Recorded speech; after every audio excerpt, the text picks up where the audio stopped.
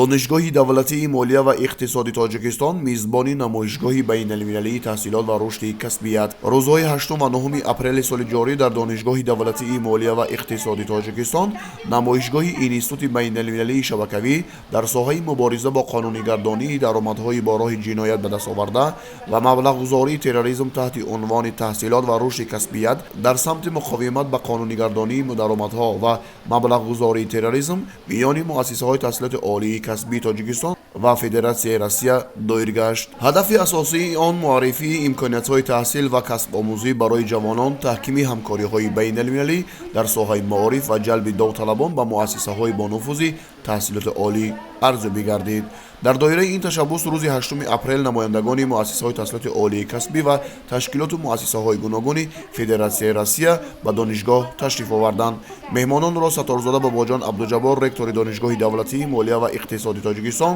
ва ҳайати меҳмонон бо расму русуми тоҷикона ва обу нон истиқбол намуда, ҳузури онҳоро ба рушди ҳамкориҳо муфид арзёбӣ карданд. ضمن نشست رکتور دانشگاه باباجان ستارزاده با نمایندگان مؤسسه‌های تحصیلات عالی کسبی جمهوری تاجیکستان و فدراسیای روسیه برای اشتراک و سهمگذاری در برگزاری چهاربینی اظهار سپاس نموده تاکید گردید که برگزاری این نمایشگاه نمایندگان دانشگاه‌های پیشصف، تشکیلات‌های بین‌المللی و نهادهای دولتی را متحد می‌نماید. این نشانه روشنی توجه بلند به مسائل آماده‌سازی متخصصان در ساحه امنیتی مالیوی بوده، اهمیت گسترش همکاری‌های دوجانبه را باز هم تقویت می‌دهد.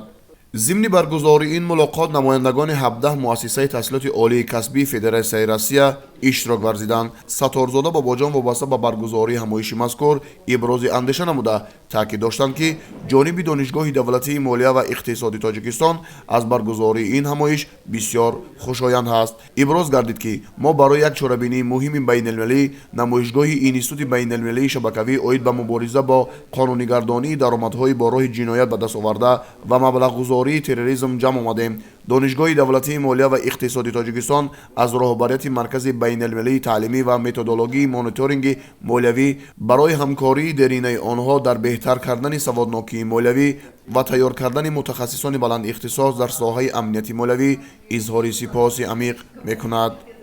در ادامه ملاقات نمایندگان مؤسسه‌های تحصیلات عالی کسبی فدراسیای روسیه هر یکی از نام مؤسسه خود جهت استقبال صمیمی بر راهبریت دانشگاه دولتی مالیه و اقتصادی تاجیکستان اظهار مینه‌داری نموده هوسمندی خود را وابسته به گسترش همکاری‌ها ابراز نمودند.